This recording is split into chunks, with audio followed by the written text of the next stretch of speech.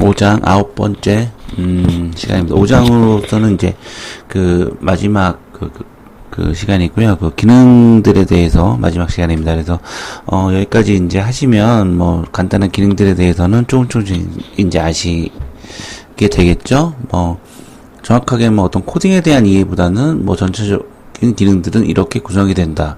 뭐 그다음에 그 코드에 대한 자바 코드에 대한 부분들은 그렇게 뭐 많지는 않기 때문에 뭐 경우에 따라서는 뭐 간단히 외우셔도 뭐 될 것 같고요.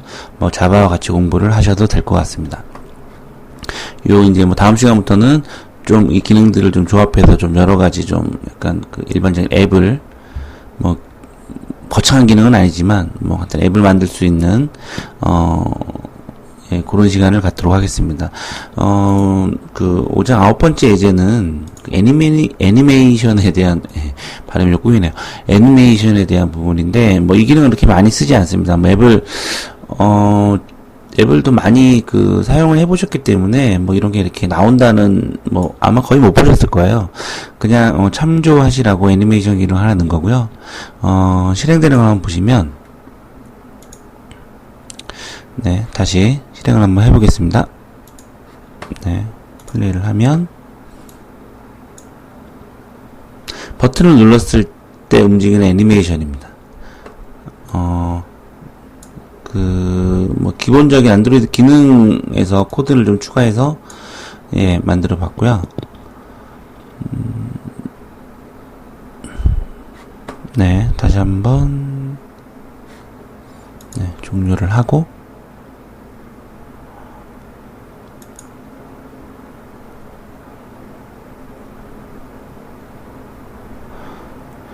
네, 종료를 하고 실행 한번 다시 한번 해보겠습니다. 에뮬레이터를 실행을 하고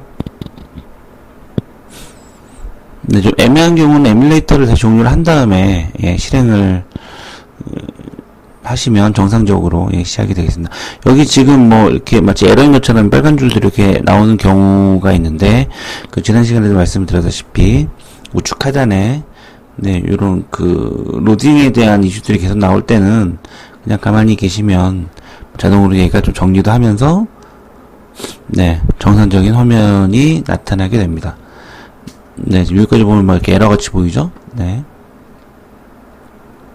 네, 다시 빨간 줄들이 없어졌습니다. 네, 에뮬레이터가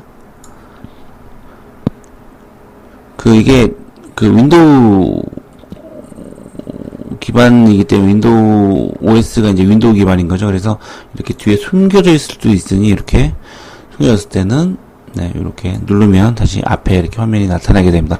뭐 컴퓨터의 뭐 기본적인 거기 때문에 네, 이런 것도 좀 참조하시기 바랍니다. 그래서 실행이 되면 이제 액트 1이라고 이름을 줬는데 한번 눌러볼까요? 네, 왼쪽으로 이렇게 움직이죠?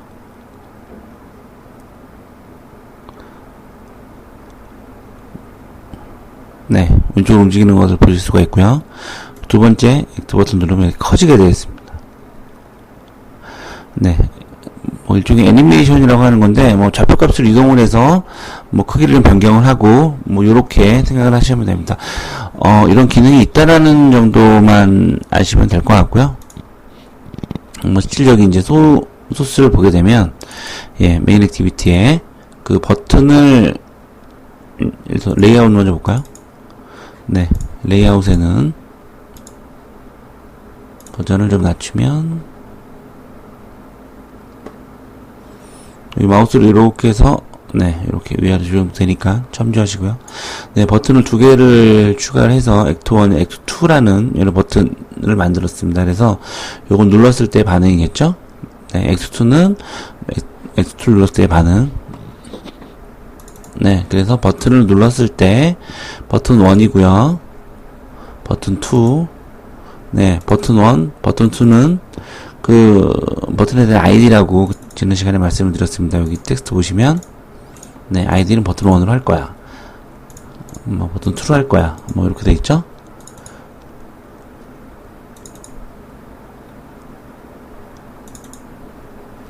네.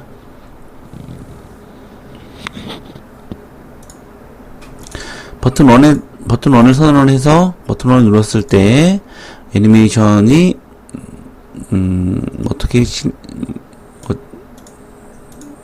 어떻게 실행을 해라 하는 거에 대한 부분이 있는데, 구체적인 실행 방법은 여기 anim.act1이라고 이렇게 되어 있습니다. 경로는. 그래서 보시면 그 애니메이션 할 때는 이런 식으로 anim이라는 폴더를 만들어 주시고요. 그 다음에 그 안에 act1, act2에 대한 기능들을 이렇게 추가가 되는 걸 보실 수 있습니다. 그래서 act1에 대한 그 XML로 구성을, 그러니까 실질적인 버튼을 눌렀을 때의 그 기능들이 구사되는 거는 이렇게 애니메이션 XML로 이렇게 표시를 했다고 보시면 됩니다. 그래서 X2를 눌렀을 때, 버튼을 눌렀을 때에 대한 실질적인 액션들은 이렇게 되어 있고요. 그래서 버튼을 act1을 누르면 act1을 누르면 그 애니 폴더에 act1에 대한 XML을 실행을 하게 되어 있고요. 그 XML이라고 우리가 기존에 얘기가 되었던 거는 그 메인 화면, 그러니까 레이아웃이라는 개념으로 많이 했는데, 이 기능은, 그러니까 애니메이션 기능들은 XML로도 간단한 이렇게 애니메이션 기능을 볼 수 있다는 걸 확인할 수가 있습니다. 그래서 레이아웃은 기존에 우리가 알았던 화면 정도 아니냐라고 생각했는데, 실질적으로 XML로도 이런 코딩을 해서 이거 자바 코딩은 아니고요. 이런 어떤 규약이라고 생각을 하시면 됩니다. 그래서 안드로이드에 대해서 이런 식으로 표시를 하면 어떤 기능을 하고, 그래서 자바 코딩은 아니고 그 XML에 대한 기능이라고 생각을 하시면 됩니다. 그래서 이렇게 X1, X2에 대한 그 코드를 다 각각 이렇게 집어넣으면, 그러면 버튼 1을 눌렀을 때 애님의 X1에 대한 XML이 실행이 되고요. X2에 대한 것들이 실행이 되는 것을 보실 수가 있습니다. 실질적인 여기에 대한 거는 버튼에 대한 위치, 버튼을 눌렀을 때 어느 XML을 실행할 거냐라는 거에 대한 경로에 대한 것들에 대한 이벤트만 설정을 한 거고요. 버튼 1에 대해서 버튼 2에 대해서 이렇게 실행을 한 거고요.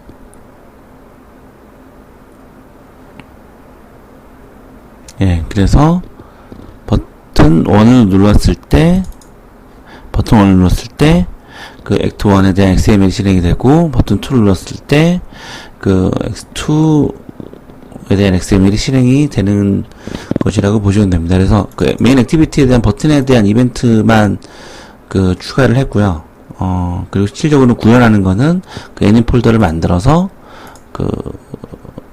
XML을 추가를 한 걸 보실 수가 있습니다. 그래서 이런 폴더에 대한 명칭은 중요하고요. 애니메이션을 할 때는 반드시 애니메이라는 폴더를 만들어서 그 안에다 XML을 넣는다라고 이렇게 보시면 됩니다. 그래서 Act1 XML을 보시면 요런 이제 값들이 있습니다. 0%, 마이너스 100% 이렇게 설정 값들이 있고, 여기 이제 설정에 대한 내용들이 있습니다.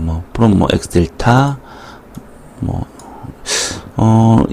이렇게 처음 보시는 용어들 같고요. 저도 요걸 봤을 때 이게 뭐지? 라는 걸 고민했는데, 좀 찾아보니, 듀레이션이라든지, 리핏 카운터는 반복에 대한 거라고 이해를 하시면 될 것 같네요. 그래서 여기에 대한 각각의 요소에 대한 내용들은, 일단 책에도 표시를 할 거고요. 그래서,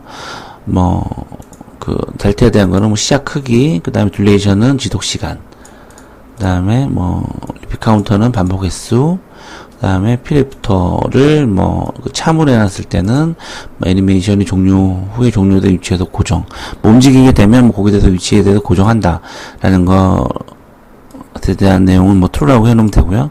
그 다음에 이런 식으로 false를 해놓으면 애니메이션 종료의 원래 위치로 이동. 이런 거를 참조를 하시면 되겠습니다. 그래서 이 기능들에 대한 것들은 주석을 달아놨기 때문에 참조를 하시고 숫자를 변경을 해보셔서 좀 이해를 하시면 될 것 같고요.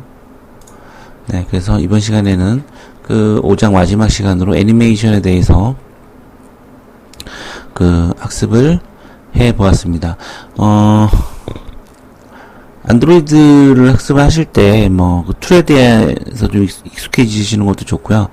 이런 자바, 코딩이라든지, 안드로이드 일적으로 코딩을 할 때, 좀 모험적인 정신을 좀 갖고 하셔도 좋습니다. 그래서, 예를 들면, 지난 시간에도 잠깐 얘기 드렸지만, 이런 거 이렇게 빠지면 어떤 에러가 발생을 하는지, 네, 그 다음에, 에러가 났을 때는, 에러 코드가 이렇게 빨간색으로 이렇게 하단에 쭉 표시가 되면, 네, 이렇게 그 빨간색 부분을 긁어서, 네, 카피를 해서, 구글 검색에 붙여넣기를 해서 검색을 하면 해보셔도 되고요. 근데 여기서 이렇게 에러 코드라는 검색을 하실 때는, 에러 메시지 검색을 하실 땐, 요 앞에 있는 시간이라든지, 다양한 어떤 숫자에 대해서는 가급적이면 안 하시는 게 낫습니다. 왜냐하면, 이런 거는 시간이나 경우에 따라서 옵션에 따라 틀리기 때문에, 실질적으로 에러 메시지에 대한 결과를 아시려면, 주로 이제 텍스트 위주로 카피를 하셔서 붙여넣기를 하고, 거기에 대해서 이 에러 메시지는 어떤 경우에 일어난다. 네, 이렇게 파악을 하시면 됩니다. 그래서, 다양한 실험 정신을 가지고, 시도도 좀 많이 해보시고요. 그렇게 해서, 안드로이드 개발에 대해서 익숙해지시는 게, 앞으로 좀 더, 상향된 책들을 보실 때도 도움이 많이 될 거라고 생각을 합니다. 그럼 여기서 마치도록 하겠습니다. 감사합니다.